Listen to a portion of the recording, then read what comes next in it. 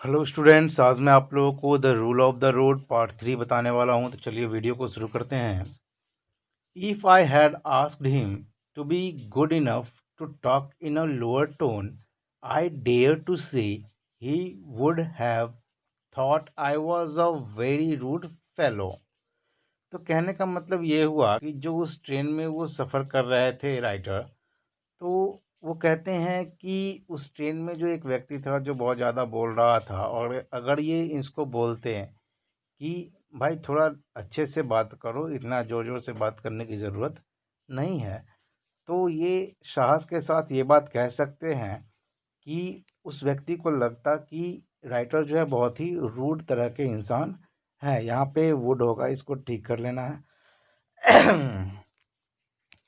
It did not occur to him, ये उसको पता नहीं चला, दैट कि anybody could have anything better to do than to listen to him, कि कोई भी व्यक्ति जो ट्रेन में बैठा हुआ है उसके पास और भी बहुत अच्छे अच्छे काम हो सकते हैं उसको सुनने के अलावे। And I have no doubt he left the carriers convinced that everybody in it had thanks to him. और राइटर आगे कहते हैं कि इस बात में इनको कोई संदेह नहीं है कि यदि वो ट्रेन से बाहर चला जाता तो हर व्यक्ति उसका शुक्रिया अदा करता कि भाई शुक्र है कि चला गया। Had a very illuminating journey. और राइटर यहाँ पे थोड़ा सा मजाक करते हुए बोलते हैं कि बड़ा ही ज्ञानवर्धक जर्नी जो है, यात्रा हुआ था उस व्यक्ति के साथ। और reasonable consideration for the rights and feelings of others is the foundation of social conduct. और एक रीजनेबल कंसिडरेशन मतलब सोच विचार जो होता है तर्कपूर्ण, ठीक है, उसके बारे में बोला जा रहा है। किस चीज़ के लिए? तो दूसरों की फीलिंग्स और अधिकारों को लेकर के, मतलब हम दूसरे के फीलिंग्स के बारे में या उनके अधिकार के बारे में तर्कपूर्ण चिंतन अगर करते हैं, ठीक है, तो यही सोशल कंडक्ट का जो है फाउंडेशन कहलाता है। मतलब यही हमारा सोशल कंडक्ट होता है कि हम जो है समाज में दूसरों के बारे में भी सोचे, तर्कपूर्ण तरीके से सोचे कि उनको कोई दुख तो नहीं हो रहा है हमारे किसी कार्य से। I believe that the rights of small people and quiet people are as important to preserve as the rights of small nationalities. आगे राइटर कहते हैं कि इनको ऐसा लगता है कि जो छोटे छोटे लोग के अधिकार होते हैं उनको भी सुरक्षित रखना उतना ही ज़रूरी है जितना कि किसी नेशनलिटीज़ की अधिकारों की को सुरक्षा सुरक्षित करना रखा जाता है।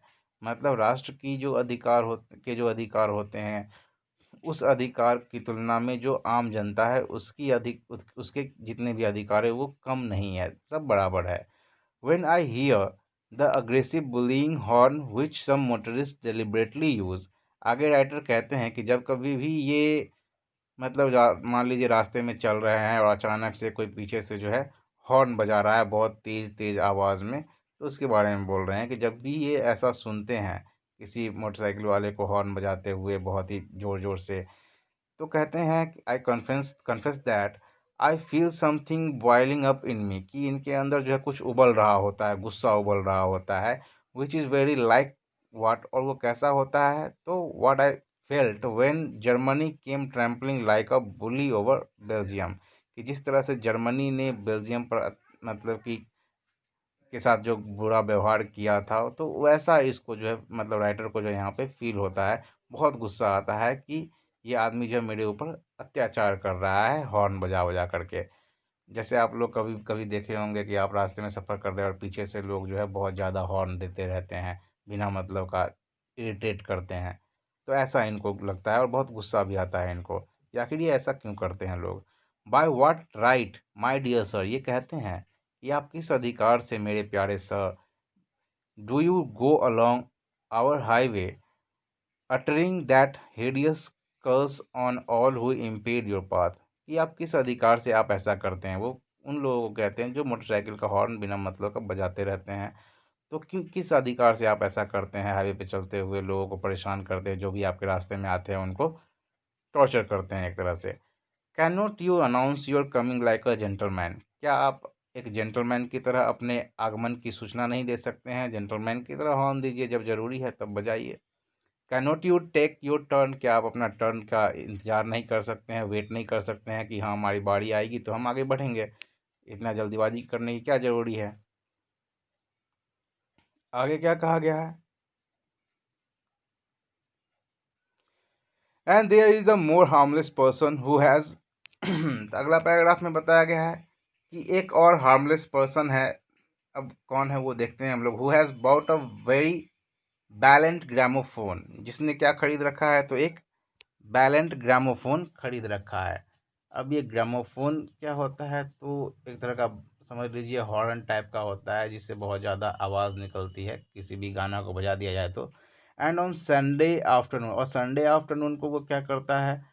सेट्स द थिंग्स गोइंग, मतलब बाजा बजा देता है। ओपन्स द विंडोज, विंडोज खोल देता है घर का। एंड फिल्स द स्ट्रीट विद, और पूरी गली में जो है गाना बजा देता है। कौन सा? तो keep the home fires burning. तो ये एक इंग्लिश सॉन्ग है जो बजा देता है। और सम सिमिलर बैनरिटी, या फिर इसी तरह का और भी बहुत सारे गाने को वो बजा देता है। What are the right limits of social behaviour in a matter of this sort? तो इस तरह की चीज़ों में जो है अगर कहा जाए तो अधिकार का जो लिमिट है वो कैसा होना चाहिए, क्या होता है, ये क्वेश्चन पूछ रहे हैं। जैसे मान लीजिए कि आपके मोहल्ले में कोई व्यक्ति है जो हमेशा रोज रात को जो है 12 बजे फुल साउंड में जो है डीजे बजा दे, तो आपको बहुत इरिटेशन होगा। तो इस केस में लिमिटेशंस जो है राइट्स के वो कैसे होने चाहिए, इस चीज़ के बारे में राइटर पूछ रहे हैं। Let us take the trombone as an illustration again. एक ट्रॉम्बोन जो होता है उसका इलस्ट्रेशन कर रहे हैं यहाँ पे, और कहते हैं एग्जाम्पल के तौर पे इससे समझिए कि कैसे होता है ट्रॉम्बोन। जैसे मान लीजिए किसी को बजा के लिए दे दिया जाए तो वो उसको बजाएगा कैसे? तो किसी खास जगह पे जा कर के बजाएगा, किसी अगर घर में, तो खिड़की वगैरह बंद कर ले, किसी ऐसे रूम में चले जाए जहाँ से बाहर आवाज़ नहीं जाता हो। हैजलिट सेड, हैजलिट एक एसेइस्ट हैं, राइटर हैं, जो कहे थे that a man who wanted to learn that fearsome instrument was entitled to learn it in his house।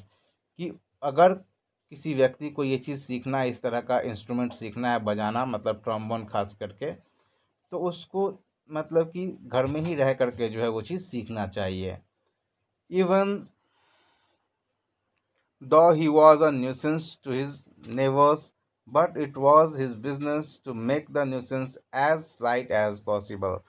तो ये मान लीजिए कि उसके पड़ोसियों को अच्छा न लगे, तो भाई इसके लिए आपको करना क्या होगा? तो ऐसे जगह पे चले जाइए जहाँ पे आप उस शोर को ज़्यादा लोगों तक ना पहुँचा पाए। मतलब कि आप जितना कम हो सके उतना उस शोर को कम कीजिए किसी चीज़ को सीखने में। जैसे मान लीजिए आप कोई चीज़ सीख रहे हैं, बजाना, पियानो या कुछ भी, वायलिन, तो हो सकता है सामने वाले को ये अच्छा ना लग रहा हो, तो इसके लिए क्या करना है? आप किसी ऐसे जगह जा करके सीखिए जहाँ पे दूसरे को कोई परेशानी ना हो। He must practice in the attic, उसको एटिक में प्रैक्टिस करना चाहिए। एटिक क्या होता है? तो ये घर का कोई ऐसा रूम होता है जहाँ जहाँ पर मान लीजिए कि किसी को कोई प्रॉब्लम नहीं होती है, कोई उधर जाता नहीं है, वहाँ पे आप अकेले बैठ करके प्रैक्टिस कर सकते हैं। ठीक है। हम लोगों के भाषा में इसको ऐसा रूम कहा जाता है जो खोपचे से संबोधित किया जाता है कि हाँ किसी कोने में एक रूम है, उसमें जा करके ये काम कर रहा है कुछ। तो शट द विंडो, उसमें रूम में जा करके विंडो बंद कर लीजिए और बजाते रहिए जितना देर तक बजाना है बाजा। he had no right to sit in his front room, open the window, and blow his noise into his neighbor's ears with the maximum of violence। मतलब उस व्यक्ति को इतना अधिकार नहीं है कि वो अपने फ्रंट रूम में बैठ जाए जो रोड के साइड होता है, और वहाँ से विंडोज़ खोल करके वो अपने आस पड़ोस के लोगों को भी अपने बाजे का धुन जो है वो सुनाए, जबकि उनको ये चीज़ पसंद नहीं होता है। और ये क्या होगा? एक तरह का हिंसा होगा।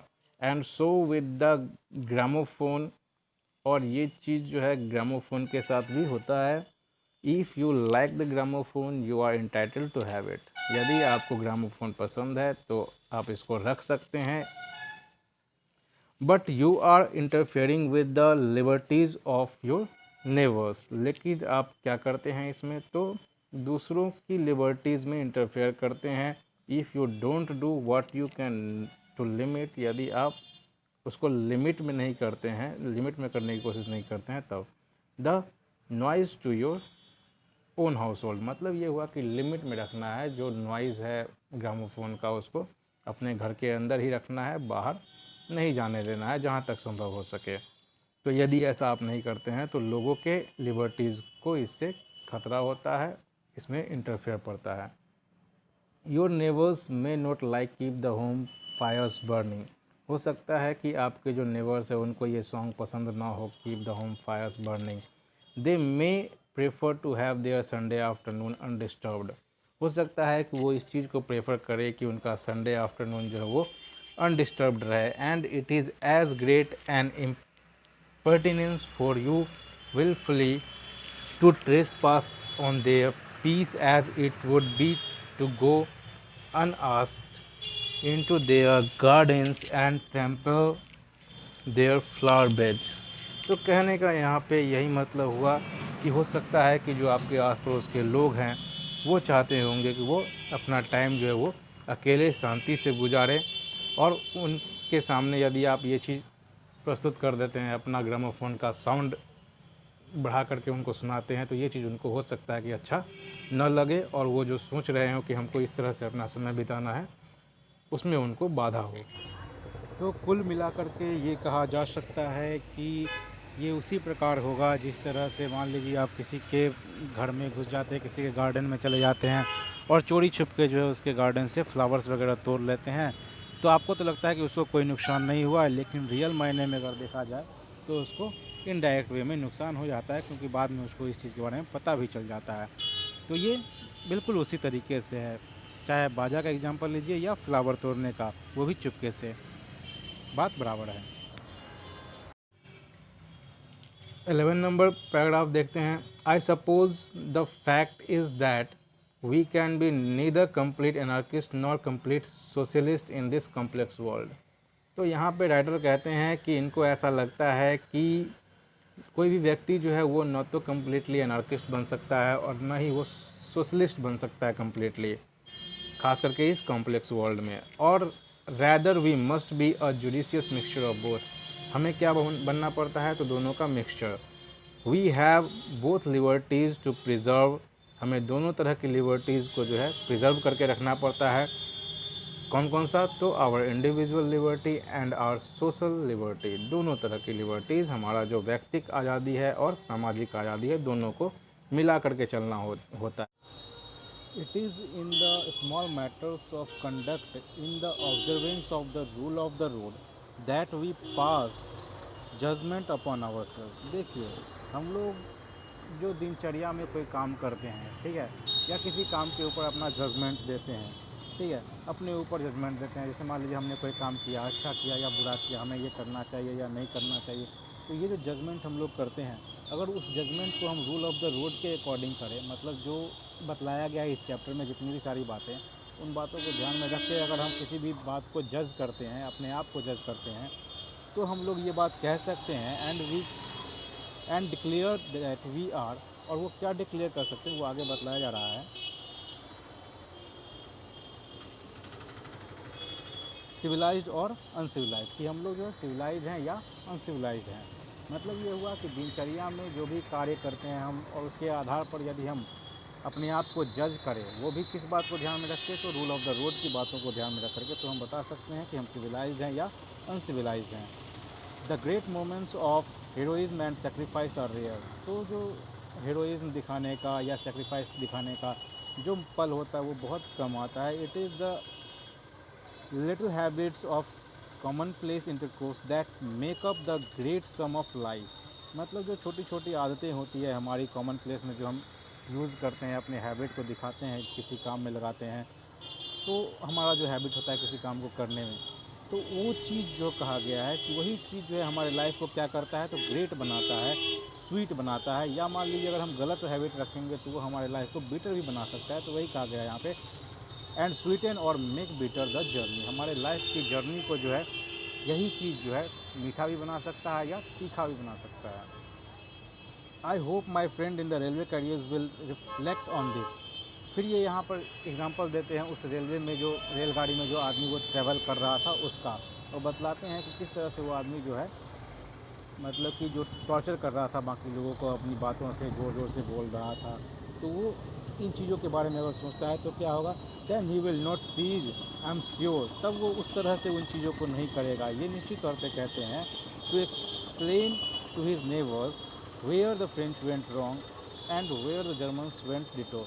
मतलब वो अपने पड़ोसियों को ये नहीं बतलाएगा कि फ्रेंच लोगों ने कहाँ गलती की या जर्मन लोग कहाँ सही थे, लेकिन वो इन चीज़ों को इस तरीके से बतलाएगा कि कोई और व्यक्ति अगर उनकी बातों को नहीं सुनना चाहता है तो मतलब कि उन लोगों को भी कोई प्रॉब्लम नहीं होगी। तो कहने का मतलब यहाँ पे यही है, कहा गया है कि he will do it in a way that will permit me to read my blue book undisturbed. मतलब ये हुआ कि ट्रेन में जिस तरह से उसने राइटर को ब्लू बुक पढ़ने से रोक दिया, अपनी बातों को इतना ज़ोर ज़ोर से बोल रहा था कि राइटर अपना ब्लू बुक नहीं पढ़ पाया था, और वो अब कहते हैं कि वो अगर मान लीजिए कि उस व्यक्ति को रूल ऑफ द रोड पता होगा, रूल ऑफ द रोड की सारी बातें पता होंगी, तो वो कुछ भी शोर करने से पहले, मतलब कि रेलवे में मतलब कि जो शोर कर रहा था वो शोर करने से पहले जो है वो सोचेगा कि नहीं, मेरे शोर करने से दूसरे को प्रॉब्लम हो सकती है, तो वो इस तरह से बातों को पकड़ करेगा दूसरे के सामने कि इससे किसी और को कोई प्रॉब्लम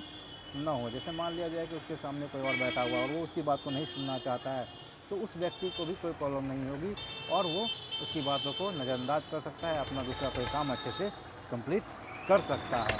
तो यही था इस चैप्टर में, और ये वीडियो समाप्त होता है। अगर आपको वीडियो पसंद आया तो लाइक कर दें और चैनल को सब्सक्राइब कर दें।